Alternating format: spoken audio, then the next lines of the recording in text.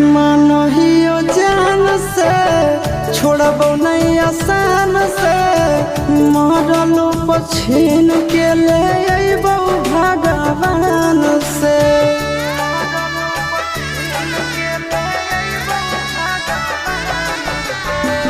मानहियो जान से छोड़बो नहीं आसान से मरलो पछीन के ले अइबो भगवान से।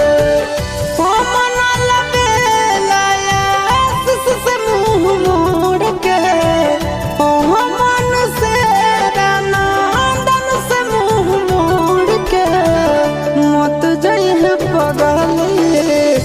पगला के छोड़ के मत जइहे